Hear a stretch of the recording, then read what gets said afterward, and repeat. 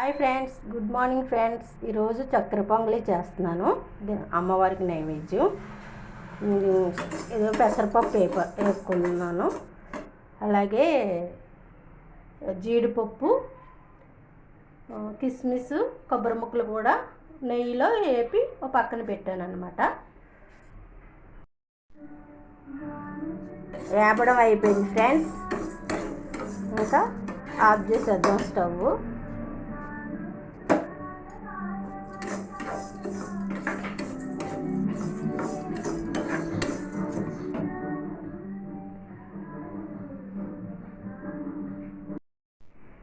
పప్పు, పెసరపప్పు, బియ్యం కుక్కర్లో పెట్టానన్నమాట. ఇది అయిపోయిన తర్వాత 3 విజిల్ వచ్చాక దించేస్తాను.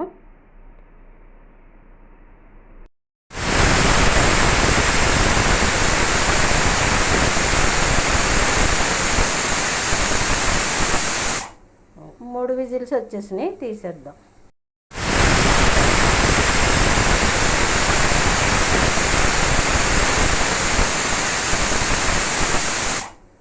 మూడు విజిల్స్ వచ్చేసినాయి, తీసేద్దాం.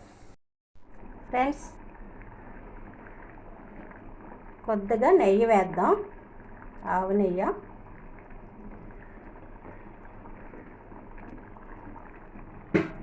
నెయ్యి వేసుకుంటూ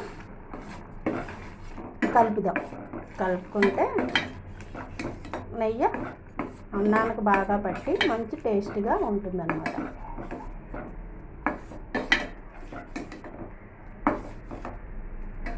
ఇలా కలుపుకుందాం. నెయ్యి వేసుకుంటే బాగుంటుంది. ఆవు నెయ్యి వేసాను. అమ్మవారికి ఆవు నెయ్యి వేసి పెట్టాలి కదా నైవేద్యం.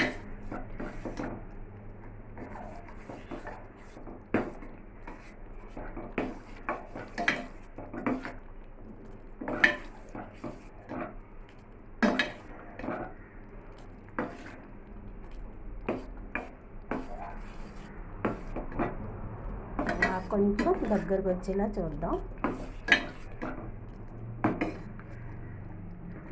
కొంచెం అవనే వేసుకుందాం.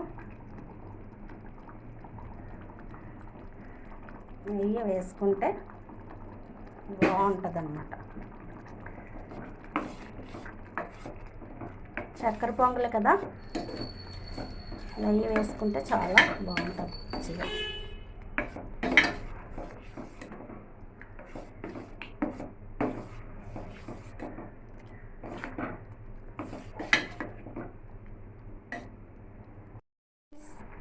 పాకంలో మనం కుక్కర్లో వండి పక్కన పెట్టాం కదా, ఆ అన్నం వేసేసాను ఇందులో.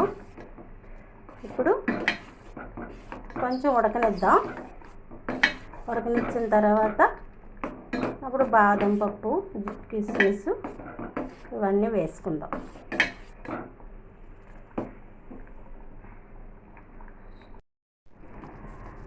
ఫ్రెండ్స్, కొంచెం పచ్చకర్పూరం, యాలకుల పొడి వేస్తున్నాను. పచ్చకర్పూరం వేసుకుంటే ప్రసాదం మంచి గుమగుమలాడుతూ ఉంటుందన్నమాట. కిస్మిస్, జీడిపప్పు, కొబ్బరి ముక్కలు వేసాను. కలుపుకుందాం.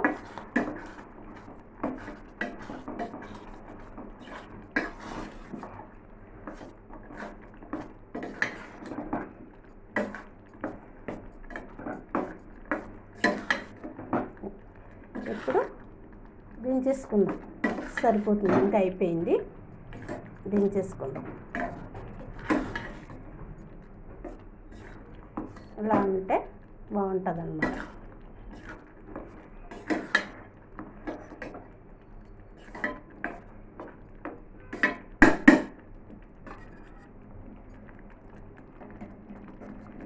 అంతే ఫ్రెండ్స్, చక్కెర పొంగలి నైవేద్యం అయిపోయింది.